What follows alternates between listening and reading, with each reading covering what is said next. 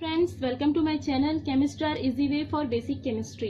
Friends, आज हम लोग डिस्कस करने वाले हैं कार्ब एनायंस, ठीक है, जिसके इंट्रोडक्शन, स्टेबिलिटी के ऑर्डर्स, फॉर्मेशन, रिएक्टिविटी एंड उसके ऑर्बिटल स्ट्रक्चर के बारे में मैं आज आप लोगों को बताने वाली हूँ। टॉपिक स्टार्ट करने से पहले एक छोटी सी रिक्वेस्ट है, अगर अभी तक से आप लोगों ने मेरा चैनल सब्सक्राइब नहीं किया है तो कर दीजिए एंड लाइक एंड शेयर जरूर कीजिए, जिससे आने वाले सारे वीडियो आप लोगों को कंटिन्यू मिलते रहें। चलिए स्टार्ट करते हैं कार्ब एनायंस, ठीक है। क्या दिया है? Introductions, chemical species bearing a negative charge on carbon and processing 8 electrons in its valence shells. क्या बोल रहा है कि कोई भी ऐसा केमिकल स्पीसीज जो क्या करता है, नेगेटिव चार्ज लिए रहता है, ठीक है, किसके ऊपर? कार्बन एटम्स के ऊपर। ऐसा केमिकल स्पीसीज जिसके कार्बन एटम पर नेगेटिव चार्ज है और जिसके पास 8 इलेक्ट्रॉन है उसके वैलेंस सेल में। तो इस तरह के जो स्पीसीज होते हैं उनको बोला जाता है कार्ब एनायंस, ठीक है। क्या बोला जाता है? Carb anions. ये सिंपल सा डेफिनेशन है, आपको ज्यादा कुछ याद नहीं रखना है, बस इतना ही याद रखना है कि कार्ब एनायंस वह होता है जिसके कार्बन एटम्स में नेगेटिव चार्ज रहता है और जिसके वैलेंस सेल्स में 8 इलेक्ट्रॉन्स क्या होते हैं? पाए जाते हैं, ठीक है। फिर क्या दिया है? This are produced by heterolytic cleavage of covalent bonds, ठीक है। कार्ब एनायंस जो होता है वो कैसे प्रोड्यूस्ड होते हैं? किसी भी कोवेलेंट बॉन्ड्स के हेट्रोलिटिक क्लीवेज से, ठीक है, in which the shared pair of electrons remains with the carbon atoms, जिसमें कोवेलेंट बॉन्ड्स में जो शेयर पेयर इलेक्ट्रॉन्स होते हैं वो किसके पास रहते हैं? कार्बन एटम्स के पास रहते हैं, ठीक है। ये आपको एग्जाम्पल से अच्छे से समझ में आएगा। एग्जाम्पल्स देखिए, जैसे यहाँ पर दिया हुआ है, सबसे पहले क्या दिया है? एक स्पीसीज दिया हुआ है जिसमें कार्बन और इस दूसरे एटम के बीच में कोई एक्स एटम है, इन दोनों के बीच में कोवेलेंट बॉन्ड प्रेजेंट है। कार्बन की इलेक्ट्रोनेगेटिविटी अगर इस एटम से ज्यादा है तो ये क्या करेगा? इस शेयर्ड पेयर ऑफ इलेक्ट्रॉन को अपनी ओर खींच लेगा। तो इस जो बॉन्ड का जो लोन पेयर है वो कार्बन के ऊपर ट्रांसफर हो जाएगा, तो क्या बनाएगा? ये कार्ब एनायंस, ठीक है। और जहां से इलेक्ट्रॉन गया है इसके पास इलेक्ट्रॉन की कमी हो गई तो ये बनाएगा कार्ब कैटायंस, जो हम लोग पहले पढ़ चुके हैं। तो इस तरह से जो स्पीसीज बनता है वो हमारा कहलाता है कार्ब एनायंस। देखिए यहाँ पर इसके वैलेंस सेल्स ने 2, 2, 2, 6 and 2 electrons shared pair of electrons थे जो इसके पास आ गए, ठीक है। तो इसके वैलेंस सेल्स में टोटल 8 इलेक्ट्रॉन्स होते हैं और इसमें कार्बन एटम्स के ऊपर नेगेटिव चार्ज रहता है। तो इस तरह का स्पीसीज जो होता है वो क्या कहलाता है? कार्ब एनायंस कहलाता है, ठीक है। फॉर्मेशन देखते हैं कि इस तरह से इसका फॉर्मेशन होता है। तो सबसे पहले यहाँ पर देखिए कि कार्ब एनायंस जो होते हैं, जैसे कोई हम कंपाउंड लिए हैं, यहाँ पर मैंने एक एग्जाम्पल्स लिया है मिथाइल एल्डिहाइड, ठीक है। एल्डिहाइड है, यहाँ पर जो ग्रुप दिख रहा है इसमें जो CH3 ग्रुप है हमारा, यहाँ पर देखिए CH3 जो ग्रुप है इसमें से एक हाइड्रोजन क्या होता है? रिमूव होता है और इस बॉन्ड का जो इलेक्ट्रॉन होता है, ठीक है, इस बॉन्ड का जो इलेक्ट्रॉन होता है वो इस कार्बन पर क्या होता है? शिफ्ट हो जाता है। बट हाइड्रोजन का रिमूवल जो है अपने आप नहीं होता है, इसके लिए हमें किसी बेस की आवश्यकता होती है। तो यहाँ पर हमने लिया है OH नेगेटिव, ठीक है। यहाँ पर ये एक बेस लिया है हमने जो इस हाइड्रोजन को रिमूव करता है, तो यहाँ पर हमको मिलता है कार्ब एनायंस, ठीक है, कार्ब एनायंस, और ये H2O के फॉर्म में अलग हो जाता है। तो इस तरह से हमारा कार्ब एनायन का फॉर्मेशन होता है। इसमें और भी एग्जांपल्स देखेंगे तो आप लोगों को बहुत ही अच्छे से क्लियर हो जाएगा। फॉर्मेशन ऑफ कार्ब एनायंस, ठीक है। जैसे यहाँ पर एक कंपाउंड लिया हुआ है जो इसमें नाइट्रो ग्रुप क्या है? अटैच्ड है। यहाँ पर इस कार्बन को ध्यान से देखिए, इसके पास 3 हाइड्रोजन एटम है, इसमें से एक हाइड्रोजन रिप्लेस करने के लिए हमको किसी बेस की आवश्यकता है। जैसे ही यहाँ पर हम इसका रिएक्शन किसी बेस के साथ कराते हैं तो इस कार्बन से एक हाइड्रोजन क्या होता है? रिप्लेस हो जाता है। देन हमको मिलता है इस कार्बन का एनायंस, ठीक है। यहाँ पर देखिए एक हाइड्रोजन H+ के फॉर्म में रिप्लेस हो गया, देन यहाँ पर आ गया CH2, इस पर नेगेटिव चार्ज आ गया जो रेजोनेंस के थ्रू क्या कर रहा है? स्टेबल हो रहा है, ठीक है, रेजोनेंस के थ्रू स्टेबल हो रहा है। वैसे ही सेकेंड एग्जाम्पल्स देखते हैं हम लोग। यहाँ पर ध्यान से देखिए साइनो ग्रुप जो है वह अटैच्ड है इस कार्बन से। जब हम बेस के साथ इसका रिएक्शन कराते हैं तो यहाँ पर भी एक हाइड्रोजन रिप्लेस होता है, देन हमको मिलता है एक एनायंस, ठीक है। ये भी रेजोनेंस के थ्रू क्या हो रहा है? स्टेबिलिटी को गेन कर, स्टेबल हो रहा है। वैसे ही इस एल्डिहाइड कंपाउंड में जो मैंने अभी आपको पहले बताया कि एल्डिहाइड में भी एक हाइड्रोजन के रिप्लेस होने से हमें क्या मिलता है, कार्ब एनायंस मिलता है। ठीक है, तो इस तरह से जब किसी कंपाउंड का रिएक्शन हम बेस के साथ कराते हैं तो हमें इस तरह से कार्ब एनायंस जो होते हैं वो मिलते जाते हैं। ठीक है, तो ये है इसका फॉर्मेशन कि किस तरह से कार्ब एनायंस हमको मिलते हैं। तो आपको याद रखना है जब भी कोई हाइड्रोलिटिक क्लीवेज होता है तब हमको कार्ब एनायंस मिलता है। जब भी किसी कंपाउंड का रिएक्शन हम बेस के साथ कराते हैं तो उस कार्बन से, ठीक है, उस कार्बन से एक हाइड्रोजन क्या होता है, रिमूव होता है। बट वो उस हाइड्रोजन को रिमूव करने के लिए बेस की आवश्यकता होती है जो उस हाइड्रोजन को क्या करता है, रिमूव करता है। तो इस तरह से हमको कार्ब एनायंस क्या होता है, मिलते हैं। ठीक है, नेक्स्ट है स्टेबिलिटी ऑफ कार्ब एनायंस। ठीक है, ये भी कार्ब कैटायंस के जैसे ही है बट इसमें एक पॉइंट जो है वो डिफरेंट है जो आगे आप लोग पढ़ने वाले हैं। सबसे पहले देखिए the stability of carb anions follow the order. कौन सा ऑर्डर फॉलो करता है, इसमें जो मिथाइल कार्ब एनायंस होता है उसकी स्टेबिलिटी जो होती है सबसे ज्यादा होती है प्राइमरी, सेकेंडरी और टर्सरी से। ठीक है, लेकिन जब हम कार्ब कैटायंस पढ़ रहे थे तो हमने इसका जस्ट अपोजिट ऑर्डर पढ़ा था कि कार्ब कैटायंस में टर्सरी जो कार्ब कैटायंस होते हैं उसकी स्टेबिलिटी जो होती है वो सबसे ज्यादा होती है। तो ऐसा कौन सा रीजन है जिसके कारण इसकी स्टेबिलिटी जो है, इस कार्ब एनायन की स्टेबिलिटी इन सबसे ज्यादा है। ठीक है, तो हम एक एक करके सारे रीजंस पढ़ते हैं। सबसे पहले दिया है इंडक्टिव इफेक्ट। क्या है इंडक्टिव इफेक्ट और कैसे यहाँ पर वर्क करेगा। ठीक है, ध्यान से समझिए। इस थ्योरी को पढ़ने से पहले हम एग्जाम्पल्स के थ्रू देखते हैं, देन इस थ्योरी को पढ़ेंगे। यहाँ पर ध्यान से देखिए, मैंने स्ट्रक्चर बनाया है methyl carb anions, primary, secondary and tertiary. जब हम टर्सरी कार्ब एनायन की बात करते हैं, ठीक है, तो इस सेंट्रल कार्बन एटम में एक नेगेटिव चार्ज है। ठीक है, इस सेंट्रल कार्बन एटम पर एक नेगेटिव चार्ज है जिससे यहाँ पर एक लोन पेयर इस चार्ज के कारण प्रेजेंट रहता है। मतलब इस कार्बन के ऊपर इलेक्ट्रॉन का मैग्नीट्यूड बहुत ही ज्यादा है। इसके ऑक्टेट क्या है, कंप्लीट है। 8 इलेक्ट्रॉन्स रहता है इसके वैलेंस शेल में। इस कार्बन से यहाँ पर 3 मिथाइल ग्रुप क्या है, अटैच्ड है। इसके चारों तरफ मिथाइल ग्रुप क्या है, प्रेजेंट है। इस मिथाइल ग्रुप का प्लस आई इफेक्ट होता है। प्लस आई इफेक्ट का मतलब है प्लस प्रेरणिक प्रभाव या प्लस इंडक्टिव इफेक्ट। ये क्या करता है, पॉजिटिव इंडक्टिव इफेक्ट शो करता है। मतलब इस जो आर ग्रुप है इसके इलेक्ट्रॉन जो है वो कार्बन की ओर क्या रहेंगे, ट्रांसफर्ड रहेंगे। मतलब ये डोनेट करने की टेंडेंसी रखता है अपने इलेक्ट्रॉन्स को। ठीक है, जैसे ही ये अपने इलेक्ट्रॉन्स डोनेट करता है तो इस कार्बन पर जो इलेक्ट्रॉन है उसका मैग्नीट्यूड बहुत ही इंक्रीज हो जाता है। ठीक है, वैसे ही ये जो दोनों आर ग्रुप है वो भी अपने अपने इलेक्ट्रॉन्स इसको डोनेट करते हैं। इतने सारे इलेक्ट्रॉन्स के डोनेशन से इस कार्बन पर ऑलरेडी जिसके पास नेगेटिव चार्ज है उस पर इलेक्ट्रॉन का मैग्नीट्यूड बहुत ही हाई हो जाता है। जैसे मैंने बताया, अगर किसी चार्ज का मैग्नीट्यूड, जो चार्ज है नेगेटिव चार्ज, ठीक है, उसके पास ऑलरेडी और इलेक्ट्रॉन आ रहा है, मतलब वो नेगेटिव चार्ज का जो मैग्नीट्यूड है वो बहुत ही बढ़ जाएगा। और किसी चार्ज का अगर कोई कंपाउंड चार्ज लिए हुए है और उस चार्ज को हम जैसे ही बढ़ाते हैं उसके मैग्नीट्यूड को, तो उसकी स्टेबिलिटी क्या होती है, डिक्रीज होती है। ये आपको याद रखना है। ठीक है, अगर हम किसी चार्ज की मैग्नीट्यूड को बढ़ाएंगे तो उसकी स्टेबिलिटी क्या होती है, डिक्रीज होती है। तो यहाँ पर इस नेगेटिव चार्ज वाले कार्बन को और इलेक्ट्रॉन मिल रहे हैं जिसका इसके नेगेटिव चार्ज का जो मैग्नीट्यूड है वो इंक्रीज हो रहा है, तो इसकी स्टेबिलिटी क्या होती है, डिक्रीज होती है। इसके सेकेंडरी की बात करें तो यहाँ पर एक आर ग्रुप जो है वो इससे कम है, तो इसका जो कार्बन का जो नेगेटिव चार्ज का मैग्नीट्यूड है वो बढ़ेगा लेकिन इससे कम बढ़ेगा।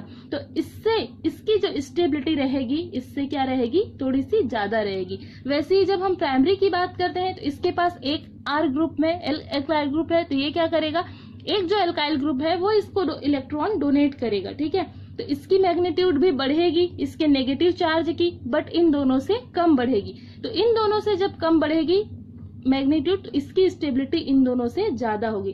तो आपको याद रखना है चार्ज का मैग्नीट्यूड, ठीक है, चार्ज का मैग्नीट्यूड कोई भी हो, चाहे वो पॉजिटिव हो या नेगेटिव हो, अगर चार्ज का मैग्नीट्यूड इंक्रीज हो रहा है तो आपकी स्टेबिलिटी जो है वो क्या होगी, डिक्रीज होगी। ये फॉर्मूला आपको याद रखना है। तो आपको ये देखना पड़ेगा कि उस कंपाउंड में उस नेगेटिव कार्बन के साथ कौन कौन सा ग्रुप लगा हुआ है, ऐसा कौन सा ग्रुप है जो उसको इलेक्ट्रॉन दे सकता है या उससे इलेक्ट्रॉन ले सकता है। ठीक है, तो यहाँ पर जब हम इंडक्टिव इफेक्ट रीजन या फैक्ट पढ़ते हैं स्टेबिलिटी के ऑर्डर में, तो हमको यही याद रखना है कि मिथाइल कार्ब एनायन का स्टेबिलिटी बहुत ही ज्यादा होता है, क्योंकि यहाँ पर कोई भी ऐसा डोनेशन वाला ग्रुप नहीं लगा है जो इस नेगेटिव चार्ज के मैग्नीट्यूड को बढ़ा सके। ठीक है, बट इन सब में एक एक अल्काइल ग्रुप क्या हो रहा है, इंक्रीज होते गया है। यहाँ पर एक अल्काइल ग्रुप है, इससे थोड़ा सा मैग्नीट्यूड बढ़ा तो स्टेबिलिटी इससे कम हुआ। यहाँ पर 2 अल्काइल ग्रुप है, और ज्यादा मैग्नीट्यूड बढ़ा तो स्टेबिलिटी और कम हुआ। और यहाँ पे 3 अल्काइल ग्रुप है, बहुत ज्यादा स्टेबिलिटी बढ़ा तो मैग्नीट्यूड बढ़ा तो स्टेबिलिटी सबसे कम हुआ। तो इसमें यही लिखा है कि लेफ्ट टू राइट जाने पर स्टेबिलिटी डिक्रीज होती है, क्योंकि चार्ज का मैग्नीट्यूड बढ़ते जाता है। तो ये था इंडक्टिव इफेक्ट। ठीक है, अब देखते हैं रेजोनेंस इफेक्ट। रेजोनेंस के पहले ये थ्योरी है जिसको आप नोट्स के लिए यूज कर सकते हैं। वैसे जो बताना था मैंने आपको उस एग्जांपल्स के थ्रू बता दिया है, जो बताया उसको यहाँ पर थ्योरी में लिखा हुआ है। ठीक है, ये मैंने आपके नोट्स के लिए लिखा हुआ है, इसको बताएंगे जिससे हमारा टाइम वेस्ट ही होगा। तो हम लोग आगे बढ़ते हैं, इसको आप लोग वीडियो को पॉज करके लिख सकते हैं, ऐसा ही है जैसे मैंने अभी आपको एक्सप्लेन किया है। ठीक है, रेजोनेंस की बात करते हैं, रेजोनेंस इफेक्ट की।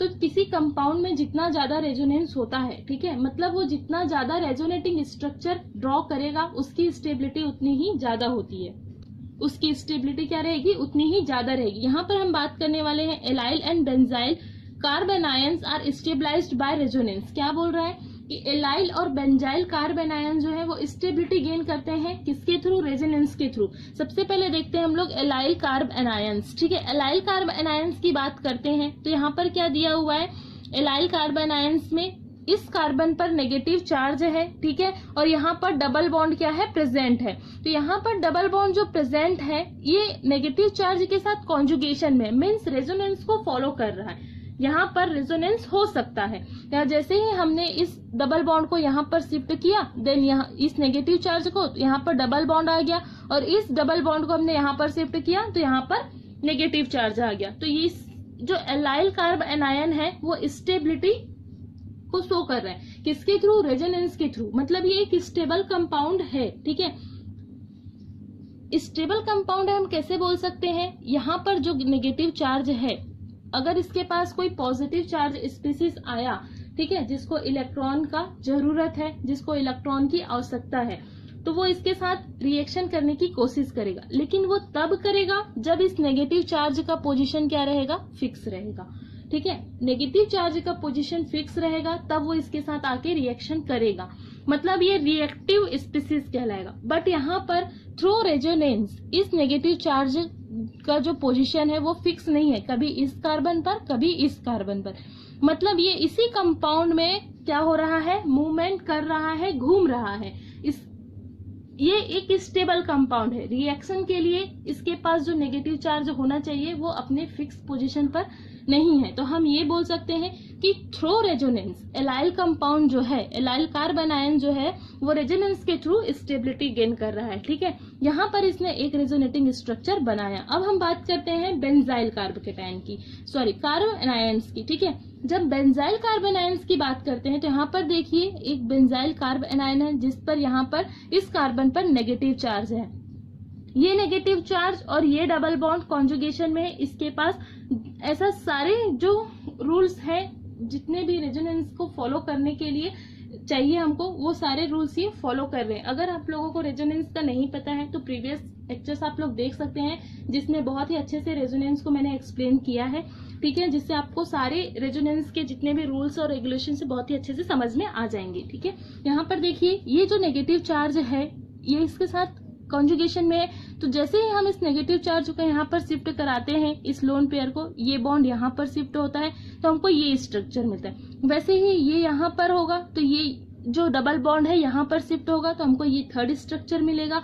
थर्ड के बाद जब ये नेगेटिव चार्ज यहाँ पर शिफ्ट होगा तो ये डबल बॉन्ड यहाँ पर शिफ्ट होगा तो फोर्थ मिलेगा। देन हमको अपना जो ओरिजिनल स्ट्रक्चर है वो मिल जाएगा। तो यहाँ पर ध्यान देने वाली बात ये है कि जो बेंजाइल कार्ब एनायन है उसने 3 रेजोनेटिंग स्ट्रक्चर बनाया और यहाँ पर भी नेगेटिव जो चार्ज है उसका पोजीशन फिक्स नहीं है, मतलब ये रिएक्शन नहीं करेगा, ये एक स्टेबल कंपाउंड है, ठीक है, स्टेबल स्पीसीज बन गया है।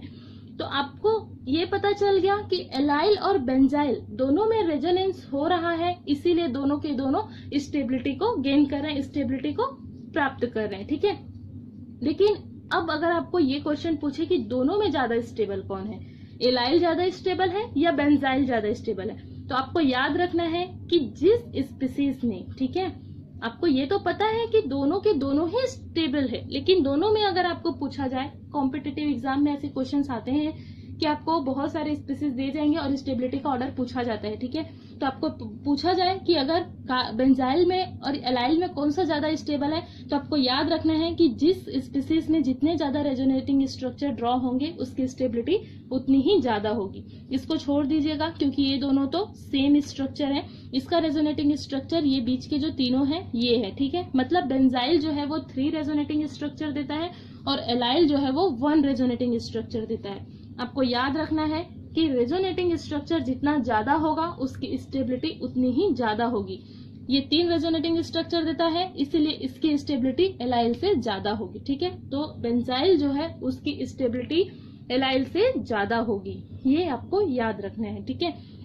आगे देखते हैं क्या दिया है, more the number of phenyl group greater is the stability. अब क्या बोल रहा है, यहाँ पर बेंजाइल में एक बेंजीन रिंग है, ठीक है, लेकिन अगर मैं इन दोनों हाइड्रोजन को रिप्लेस कर दूं, ठीक है, इस दोनों हाइड्रोजन को रिप्लेस करके इन दोनों की जगह एक एक और बेंजाइल ग्रुप इस कार्बन से अटैच करती हूँ, ठीक है, तो हमको सेकेंडरी और टर्सरी बेंजाइल मिल जाएगा। तो क्या बोल रहा है, जितना ज्यादा बेंजाइल ग्रुप होगा उतनी ज्यादा स्टेबिलिटी बढ़ेगी। क्यों बढ़ेगी, यहाँ पर वही दिया है, more the number of phenyl group. Phenyl मतलब ये जो बना है रिंग स्ट्रक्चर वो ग्रुप ग्रेटर द स्टेबिलिटी, ठीक है। यहाँ पर देखिए 3 नंबर में C6H5 मतलब ये फिनाइल ग्रुप है, जो स्ट्रक्चर हमने ड्रॉ किया है वो है, ठीक है। तो 3 है, यहाँ पर 2 है, ये 3 डिग्री टर्सरी हो गया, ठीक है, ये सेकेंडरी हो गया 2 डिग्री और ये प्राइमरी हो गया 1 डिग्री, ठीक है। तो यहाँ पर वही बोल रहा है कि जितना ज्यादा ये नंबर में बढ़ेगा स्ट्रक्चर, रिंग स्ट्रक्चर, उतनी ज्यादा उसकी स्टेबिलिटी बढ़ेगी। ऐसा इसीलिए हो रहा है क्योंकि जितना ज्यादा स्ट्रक्चर होगा, ठीक है, जितना ज्यादा रिंग स्ट्रक्चर बढ़ेगा तो उतने ही ज्यादा उसमें रेजोनेटिंग स्ट्रक्चर भी बढ़ेंगे। थ्रू अ रेजोनेंस वो उसकी स्टेबिलिटी क्या होगी, उतनी ही ज्यादा होगी, ठीक है। तो यहाँ तक अच्छे से समझ में आया होगा। देखते हैं नेक्स्ट पॉइंट क्या है इसकी स्टेबिलिटी का। रेजोनेंस में एक और चीज याद रखने की आवश्यकता है आप लोगों को। यहाँ पर 2 पॉइंट्स लिखे हैं, इसको आप लोग नोट्स भी बोल सकते हैं, इम्पोर्टेंट है, इससे रिलेटेड क्वेश्चंस पूछे जाते हैं, ठीक है। क्या दिया है, electron withdrawing group such as nitro, cyano, है ना, यहाँ पर और भी दिए हुए, क्लोरीन दिया है, COR दिया, in the benzene ring tend to disperse the negative charge and hence increase the stability, ठीक है।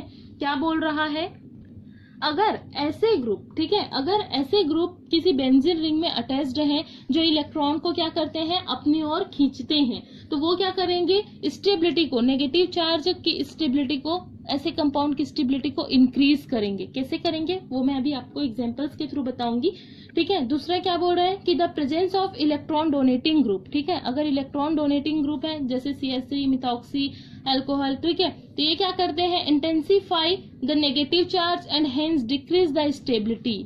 आपको बस इतना याद रखना है, इलेक्ट्रॉन विड्रॉविंग ग्रुप है, इलेक्ट्रॉन को खींचने वाला, तो वो नेगेटिव चार्ज की स्टेबिलिटी को बढ़ाएगा, ठीक है, और इलेक्ट्रॉन डोनेट करने वाला है तो वो स्टेबिलिटी को क्या करेगा, डिक्रीज करेगा। कैसे, ये एग्जांपल से देखिए। यहाँ पर ध्यान दीजिए, जब हम अभी जो हमने टॉपिक पढ़ा, ठीक है, कि अगर इलेक्ट्रॉन विड्रॉ वाला ग्रुप है, ठीक है, विथड्रॉ है, तो वो क्या करेगा, स्टेबिलिटी को बढ़ाएगा, ठीक है, और इलेक्ट्रॉन डोनेट वाला है तो स्टेबिलिटी को डिक्रीज करेगा। ये आपको याद रखना है, ठीक है, इतना आपको याद रखना है। अब वो कैसे, ध्यान से देखिए इस एग्जांपल्स को। अगर हम इन तीनों ग्रुप में, ये है हमारा first, second, third and fourth, ठीक है, अगर हम इन तीनों ग्रुप में इस NO2, OH और CH3 को छोड़ दें तो ऊपर के जितने स्ट्रक्चर है वो चारों के चारों में क्या है, सेम है, ठीक है। चारों के चारों क्या है, सेम है। तो आपको याद रखना है, सबसे पहले हम इस NO2 की बात करते हैं। ये NO2 जो है नाइट्रो इलेक्ट्रॉन को क्या करता है, खींचता है, ठीक है। इलेक्ट्रॉन विड्रॉविंग ग्रुप है, तो ये क्या करेगा, इस बेंजीन रिंग से इलेक्ट्रॉन खींचेगा जो यहाँ तक चले जाएगा, इस नेगेटिव चार्ज तक उसकी जो है वो यहाँ तक पहुंच जाएगा। मतलब ये इस नेगेटिव चार्ज से इलेक्ट्रॉन को क्या करेगा, अपनी ओर खींचेगा, ठीक है। इस नेगेटिव चार्ज से इलेक्ट्रॉन को अपनी ओर खींचेगा मीन्स इस जो कार्बन एटम का जो नेगेटिव चार्ज है उसके मैग्नीट्यूड को ये क्या कर रहा है, खींच के इलेक्ट्रॉन को खींचेगा। मतलब इस नेगेटिव चार्ज का मैग्नीट्यूड डिक्रीज होगा, ठीक है। इलेक्ट्रॉन को खींचने से उस नेगेटिव चार्ज का मैग्नीट्यूड क्या हो जाएगा, डिक्रीज होगा। तो जैसे ही डिक्रीज होगा तो इसकी स्टेबिलिटी क्या होगी, बढ़ जाएगी, ठीक है। हमने क्या पढ़ा है कि स्टेबिलिटी क्या होगी, बढ़ जाएगी। तो आपको ये याद रखना है कि OH और CH3 जो है वो डोनेटिंग ग्रुप है, NO2 जो है वो विड्रॉविंग ग्रुप है, और यहाँ पर तो कोई ग्रुप लगा हुआ ही नहीं है। तो स्टेबिलिटी जो होगी इसकी सबसे ज्यादा होगी, ठीक है, क्योंकि ये मैग्नीट्यूड को सबसे कम कर रहा है। देन उसके बाद आएगा ये कंपाउंड, इसीलिए सेकंड में आएगा इसकी स्टेबिलिटी, क्योंकि इसमें न तो विड्रॉविंग ग्रुप है न ही डोनेटिंग ग्रुप है, जो बढ़ा नहीं रहा है न ही कम कर रहा है। तो ये तो कम कर रहा है, तो इसकी स्टेबिलिटी सबसे ज्यादा हो गई। यहाँ पर ये एज इट इज है, तो सेकंड में ये आएगा। अब बच गए ये दोनों ग्रुप, ठीक है।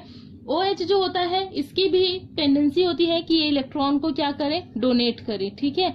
और ये इसकी भी टेंडेंसी होती है कि इलेक्ट्रॉन को डोनेट करे। बट अब इन दोनों में किसकी स्टेबिलिटी क्या होगी, ज्यादा होगी, और किसकी स्टेबिलिटी क्या होगी, कम होगी, वो देखते हैं।